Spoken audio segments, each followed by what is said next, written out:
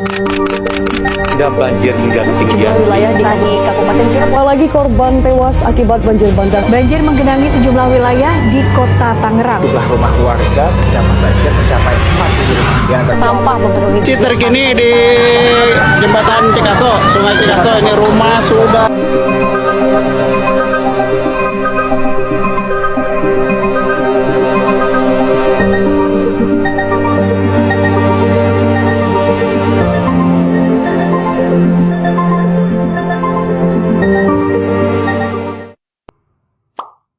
Bismillahirrahmanirrahim. Assalamualaikum warahmatullahi wabarakatuh.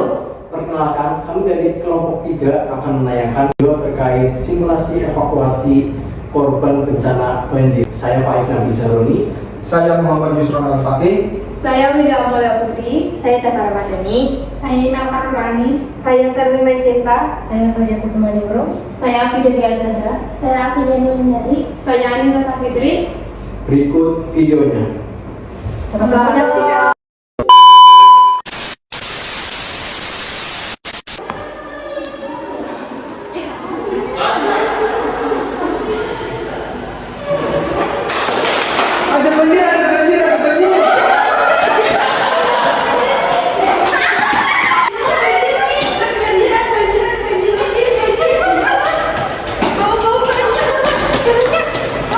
Nah, di sini adalah salah satu yang harus dilakukan saat ada banjir adalah mengamankan barang. Nah, lalu yang kedua adalah mematikan aliran listrik saat terjadi banjir.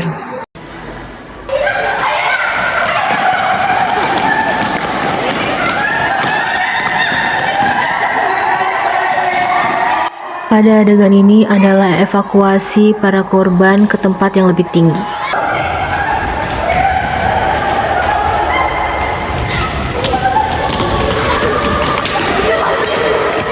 Pada hari berikutnya di posko, para korban akan diedukasi oleh perawat tentang pencegahan penyakit karena banjir. Selamat pagi, Mbak. Pagi. Baik, saya sebenarnya mau perkenalkan diri terlebih dahulu ya. Saya perawat Faik Nabi Saroni dan ini teman saya. Saya perawat Fajar Kusuma Ningrum. Ya, baik, tujuan kami di sini setelah pasca banjir. Sini kami akan melakukan edukasi terkait pencegahan penyakit pasca banjir, begitu. Penyakitnya apa aja? Iya, penyakitnya itu yang biasa terjadi itu yang pertama tuh yang jelasnya dari berdarah ya, pneumonia. Lalu ada penyakit kulit, misalnya ada gatal-gatal karena kan banjir kan itu kan airnya kotor, kita terkena kita gatal-gatal. Lalu juga bisa diare karena banyaknya bakteri-bakteri yang masuk itu bisa terkena diare. Betul. Untuk penyakitnya udah paham semua? Sebelumnya saya tanya ada yang sudah terkena penyakit tersebut atau belum? Belum berarti ya. Baik, di sini kami akan menjelaskan gimana sih cara pencegahan dari penyakit-penyakit yang tadi Mbak Fadia sebutkan gitu. Siap? Ada pertanyaan? Enggak ya? Gimana ya? Oke, baik.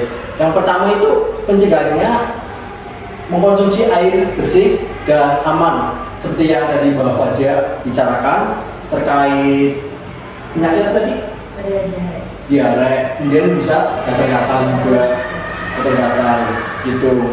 Jadi kita harus pandai memilah air yang bersih karena kan air dari banjir tersebut itu biasanya dari limbah atau dari kotoran atau lainnya. Jadi kita harus pandai memilah air bersih untuk membersihkan diri kita sendiri gitu. Kamu sudah paham? Lanjut ya. Yang kedua ada menjaga kebersihan tangan. Kenapa kita harus menjaga kebersihan tangan? Karena yang pertama itu menjadi media penularan penyakit dari satu orang ke orang lain, begitu. Kemudian lanjut, yang ketiga ada membuang sampah dan genangan air dengan benar. Kenapa? Karena ini bisa menyebabkan menimbulkan penyakit dari DBD yang disebabkan oleh nyamuk malaria gitu. Jadi kita setelah banjir kan pasti ada genangan air gitu. Jadi kita harus membuang genangan air tersebut untuk pencegahan dari penyakit malaria tersebut. Jadi yang ya. Kemudian lanjut, keempat, ada menggunakan alat pelindung diri untuk bersih-bersih.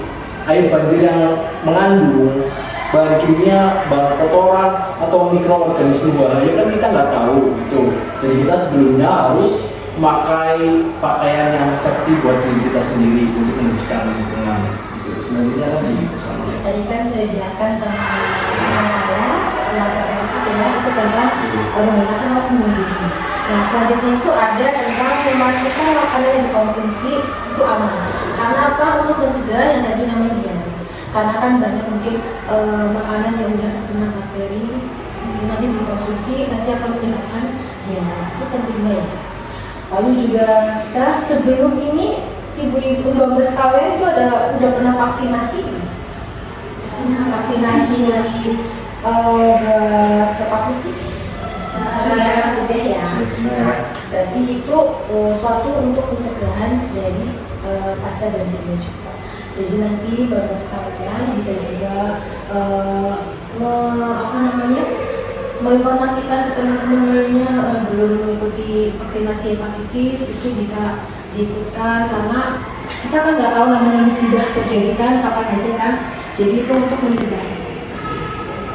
Nah yang terakhir itu seperti kita ini mengedukasi para korban-korban itu untuk meningkatkan ke tingkat informasi yang para warga, para sahabat kita atau para mahasiswa yang lain-lainnya itu untuk tahu cara mencegahnya cara mencegah banjir.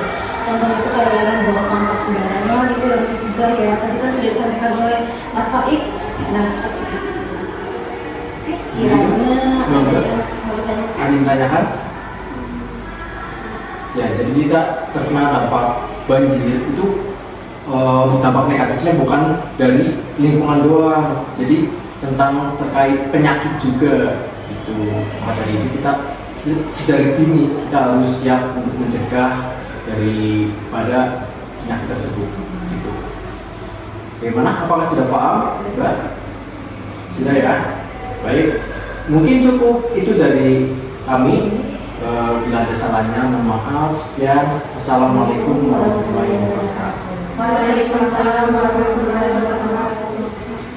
Banjir memanglah musibah dari Sang Maha Kuasa, tetapi banjir juga bisa karena kesalahan yang bukan dari salah satu pihak saja, tetapi seluruh masyarakat yang membuat banjir karena kelalaiannya dalam membuang sampah sembarangan di sungai dan membuang limbah-limbah pabrik sembarangan. Jadi harapan kami membuat video ini adalah untuk mahasiswa-mahasiswi dan masyarakat lainnya sadar pentingnya membersihkan lingkungan sekitar dan tidak membiarkan sampah-sampah tergenang pada sungai. Sekian penayangan video dari kami. Bila ada salahnya mohon maaf. Sekian. Wassalamualaikum.